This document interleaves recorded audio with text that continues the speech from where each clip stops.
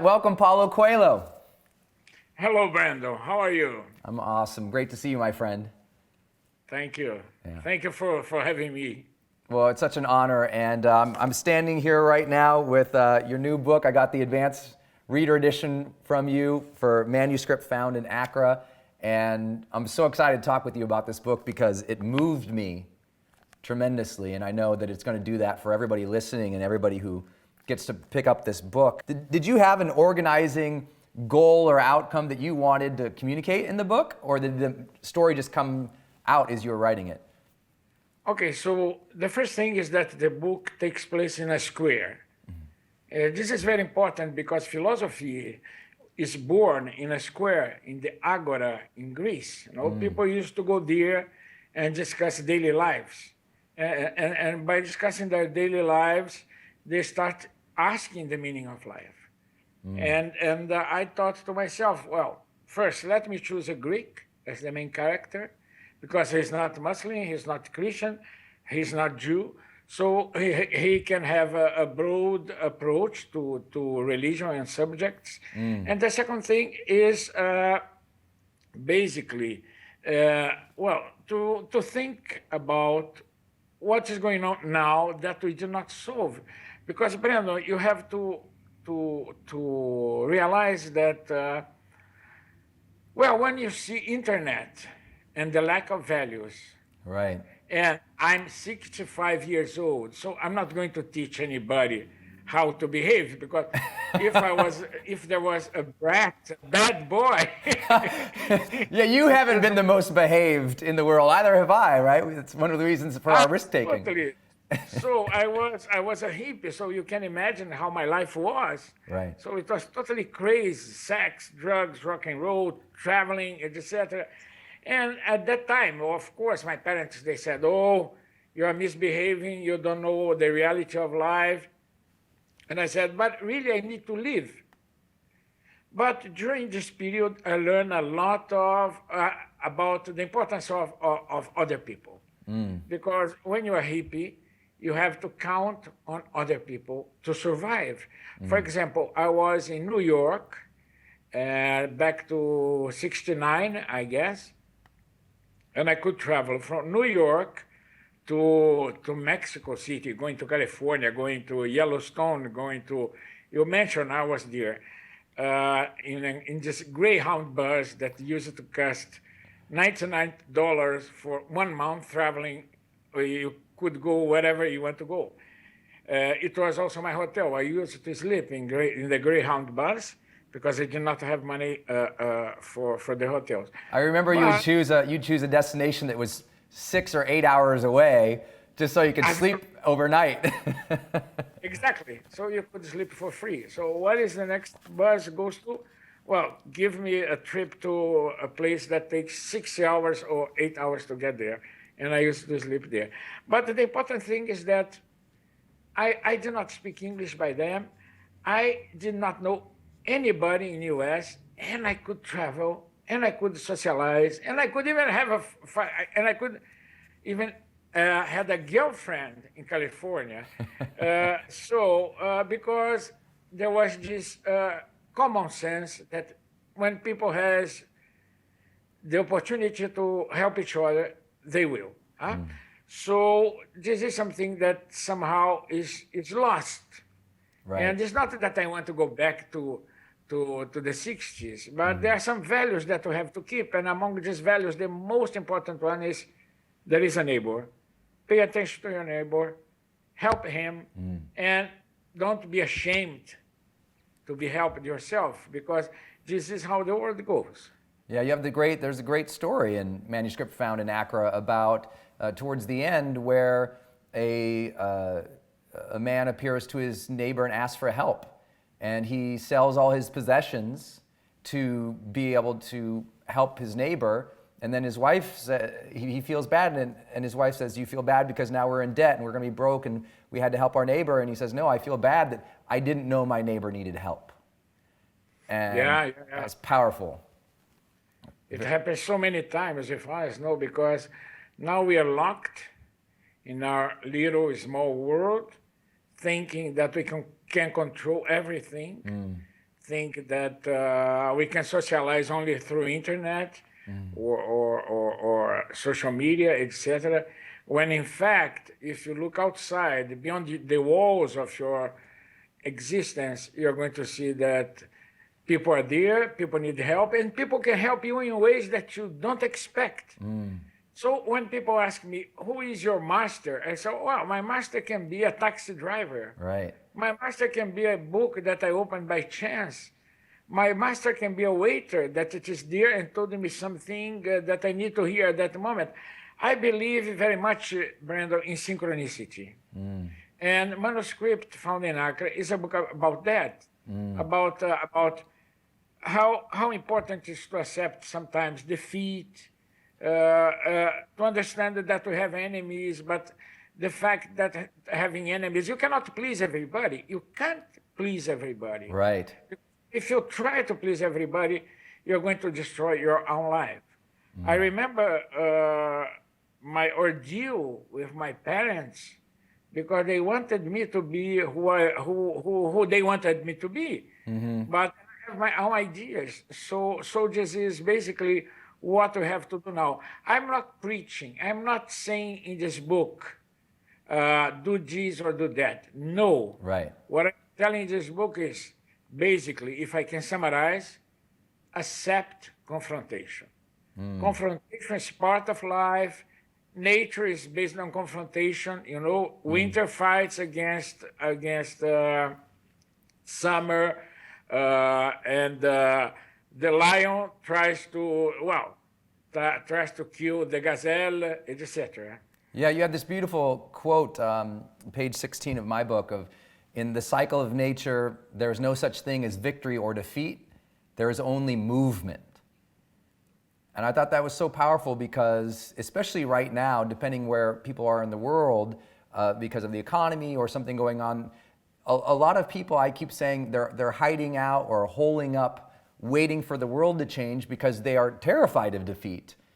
And because there's no movement in them, they'll never experience the victory. What do you just say to someone who right now in their lives, they are feeling defeated, they are feeling like there isn't movement? What can they do? I would say defeat is part of life. What is not part of life is failure. What is the difference between failure and defeat?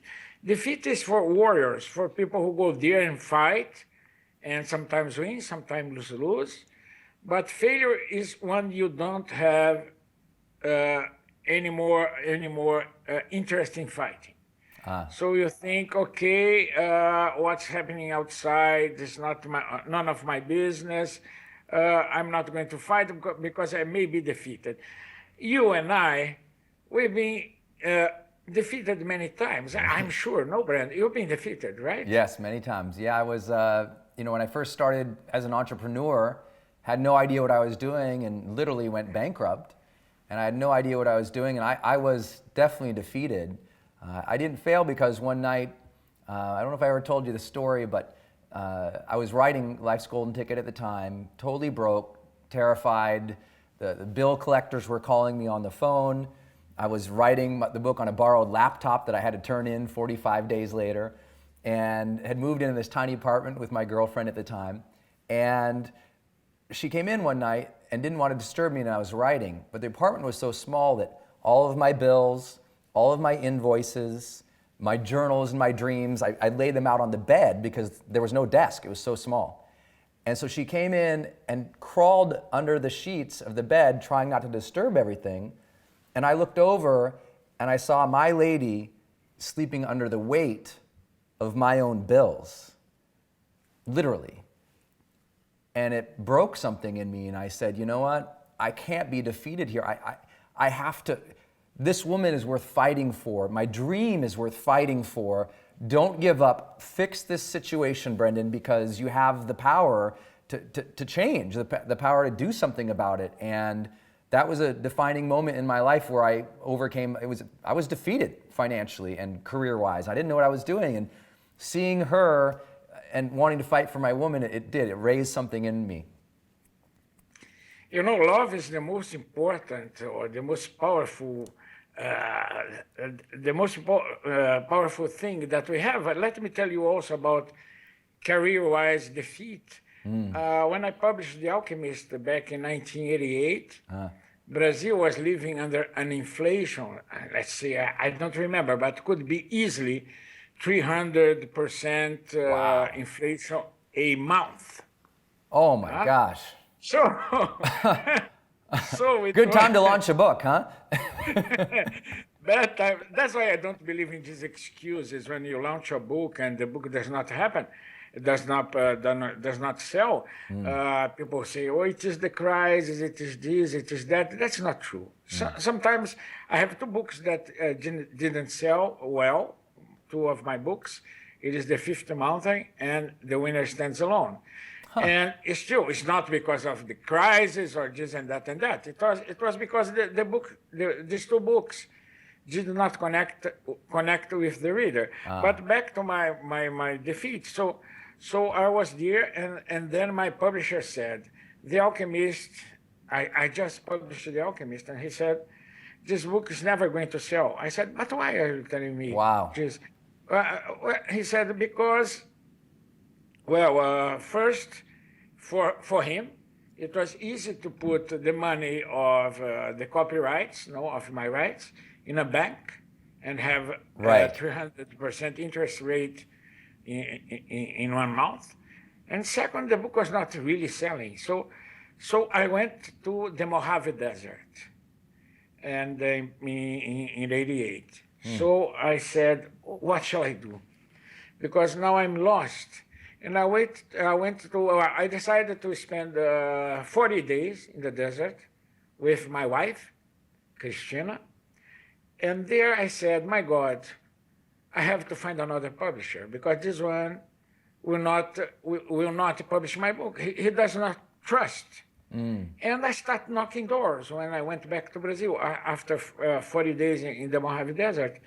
And so a door opened because I knocked, of course. Right. And then the book was published. And little by little, word of mouth, The Alchemist first became the best-selling book in Brazil. And then now it is the 5th best-selling book in the world. Overall. In the 20th century. Yeah. Yeah, it's amazing. It's incredible. I love that. But it was defeated. You understand? It was because I was defeated. And I have no way to go back. I had burned my bridges. I wanted to be a writer. That was my dream since I was 15 or 16. Right. And then I was, at the time that I wrote The Alchemist, I was already 41. And I said, if I go back, this life will be destroyed. I'll be a failure. So I may be defeated many times from now on. Eventually, I may not find a publisher for The Alchemist, etc. I will not fail because I'm going to fight till the end of my days for my dream. And my dream was to be a writer, and here I am talking to you. I love it. And I'll tell you, we're here because I read The Alchemist at a very critical point in my life, after an accident I had when I was in college. And it just inspired me to find something, just find my own personal mission, whatever it was going to be, because I was kind of lost and confused, and I didn't know. And the idea to go and seek treasure and to believe in my dream, it really spoke to me. And I love what you're saying about defeat. You have this great quote on page 23 of mine. It's, defeat ends when we launch into another battle. Failure has no end. It is a lifetime choice. It's so powerful because it is. Failure is something you choose and you have and you own and you integrate and that's directing your days. But defeat says, I know I can be victorious at this next thing. And then you follow it up and you say, dreaming carries no risks. The dangerous thing is trying to transform your dreams into reality. What about that person, Paulo, who has a dream to be a writer or has a dream to do something entrepreneurial or has a dream to do something new in their life, but turning it into reality, it just brings up too much fear because your central themes in so many of your books, the reason why we're friends is because you're always talking about that between courage and cowardice and fear and to personal power. What do you say to that person who's really struggling to figure out and move towards their dreams? first, what is inside this person is that if I don't follow my dream, I can blame someone else. So in his eyes or her eyes, they will not be a failure because they can say, oh, I'm not doing this because of my children. I'm not going to do this because of my wife, of my boss, etc., etc., etc. So these are people who are very reluctant to do something. Right. Because from the moment that you take your destiny into your hands, you are responsible for everything. You cannot blame anybody else. So what I would tell to these people, yes, you can spend your life blaming other people for not fulfilling your mission, your bliss, your personal legend. But what is the point? One day you are going to face God. Right. I believe in God, but as do I. And if you don't believe in God, and anyway, at the end of your life, you are going to look to yourself and say, how did I spend my life? And then you're going to realize that you spend your life blaming. So I don't want this destiny for me. I don't want this destiny for this social entrepreneur or for this entrepreneur who is now thinking, sitting there and said, shall I quit everything? And the answer is yes, absolutely yes, because you always will have support from someone. As I said at the very beginning, when I started traveling US, United States, I did not know anybody. But then when you rely yourself, your life, your well-being in other people's hand, you're never disappointed. You may, well, out of 10 times, 100 times, one person can betray you, but the others will help you. So, am I too talkative, Brendon? No, this is great. Paulo, okay. The world wants to hear you talk clearly. Because I am this person that's totally open. Huh? But I love that. People ask me, but how can you be open? You know, you meet a lot of people and you discuss. And I said, well, the other choice, it would be totally closed and thinking that celebrity and fame is safe, which is not to begin with. Could be very boring if you close yourself. And out of many, many years, meeting people, new people, I can say that one or two or three tried to take advantage of my celebrity, so to say. Right. But the other 300 did not.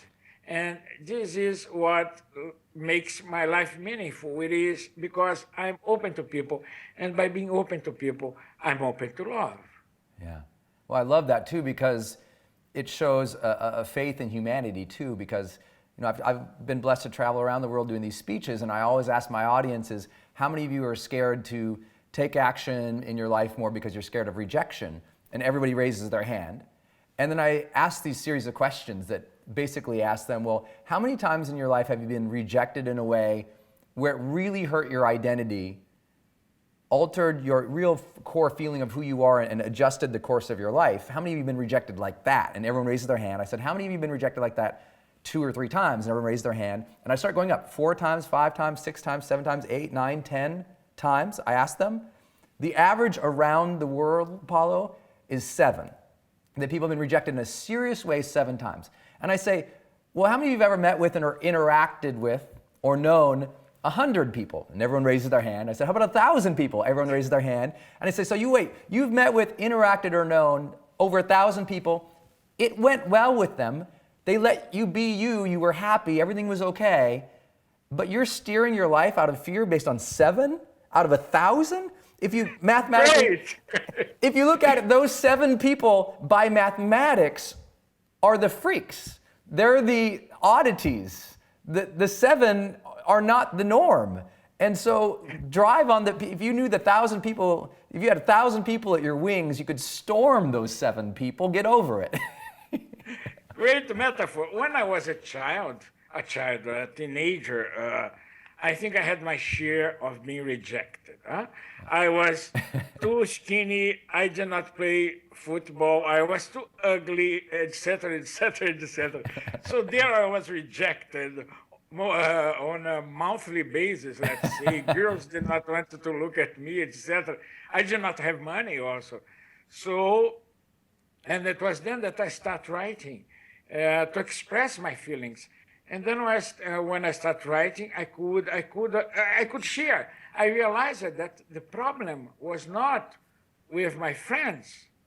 It was because they could share football, they could share other things. I could not, but I had poems to share with them. So we start to belong to the same level. We are not naive. We are not telling other people don't be naive. We are not naive, but we know that we had so many defeats that you know how to manage our sword. You see behind me there is a bow. Huh? Yes, I see You it. can see there. There are my arrows, and you learn that when you shoot an arrow, every arrow is different. But you have to repeat and repeat and repeat and try and try and try. And then somehow you become the bow, the arrow, the hand, the target.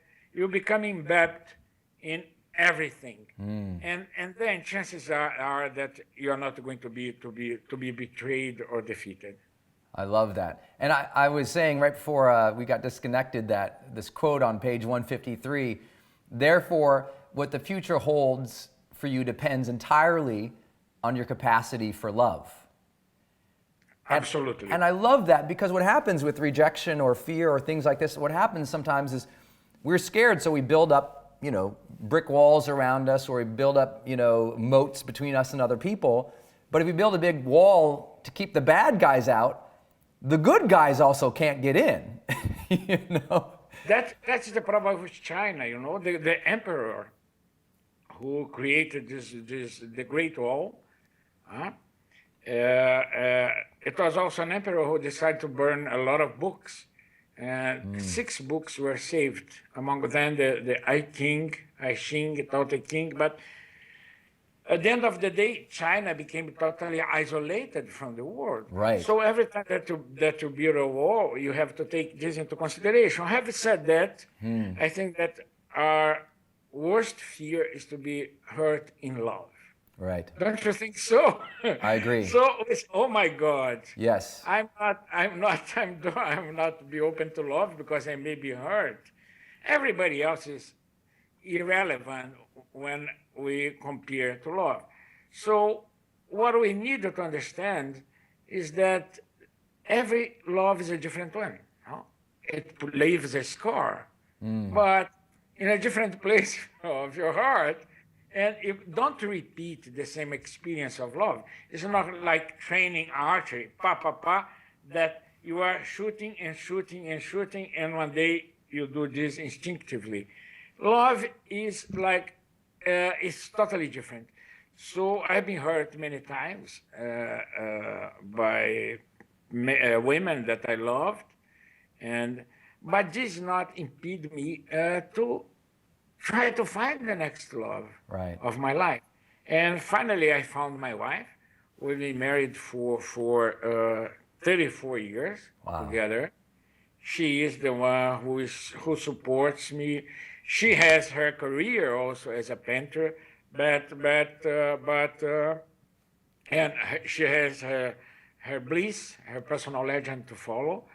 But, well, I only found her because I was not afraid to love, even if I've been hurt many, many times. You were willing to keep looking and staying in the... I love this quote you have about, and I feel this about you so much when I finally got to meet you in Geneva. I was so excited to see what you were like in real person, and you're the same way you are on video right now. I hope I am too. One of the things I love about you is when I had the opportunity to come to Geneva and meet you, I knew that you would be a very present man, and you were. And I knew you'd be very loving, and you were.